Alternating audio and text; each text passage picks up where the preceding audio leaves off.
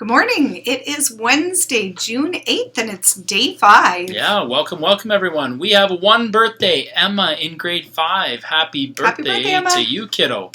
Now, do we have any announcements today? No. Not a one Nope. announcement.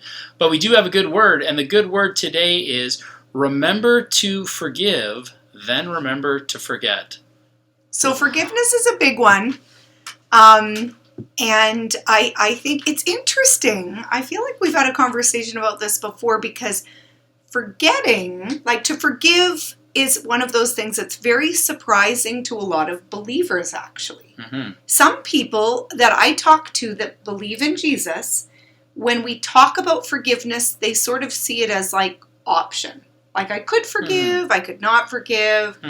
But you know, I find, and you'll find when we read the Lord's Prayer, it's embedded right in the Lord's Prayer.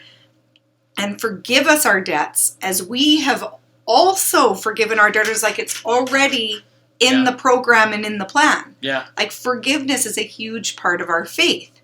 Forgetting is one of those interesting things. So let me hear what you have to say about forgetting, and then I'll talk about forgetting. Well, okay, my understanding of the forgetting, I mean, like, realistically, can you forget? It's really hard to forget something that's in your head. But you can choose not to bring it up.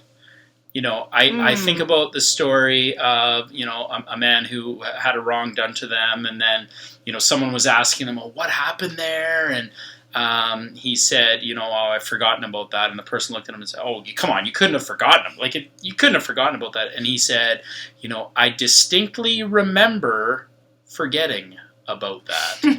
And so forgetting is a choice. It's choosing not to bring up that past harm that was done to you. And that's really what forgiving is too. Yeah. It's choosing to let it go and to really to give it to God, to let God deal with that. And if the person is remorseful, then God will forgive them. And that might make you feel kind of upset. Like, why is God forgiving them? Well, you only really feel upset about that when you don't understand how much you have been forgiven. When you understand how much you've been forgiven, it's a lot easier to forgive those people around you. And so that's kind of my idea around the forgetting and the forgiving. It really is. It all comes down to an act of your will, an act of a choice. And it's not just a choice one time. It's a choice multiple times, because you know the devil is going to try and bring that up again and say, hey, you should bring that up to them. Don't you remember the time they did this to you? And it can be really easy to say, well, yeah, I remember that time you did this to me. Well, that is choosing not to forgive and not to forget when you continue to bring that up. So, yeah. And I think of it like don't rehearse, right? Instead, disperse. Anytime it comes into your mind, we're not rehearsing what happened there and all the wrong that was done. Instead, we're dispersing it. Blow it away. And I've heard of it said before that we're releasing people to God's judgment, not to our judgment. Absolutely. Not to say that wrong won't be righted in some way, but you're releasing to let God do that. Yeah. Righting, let God do the justice part of it, and so that you can just stay in your own lane, that your only job is to forgive and to move on, so to speak. Yeah. So, again, the good word of the day, be sure to forgive and then to forget. All right, if everybody could bow, let's say the Lord's Prayer. Our Father, who art in heaven, hallowed be thy name.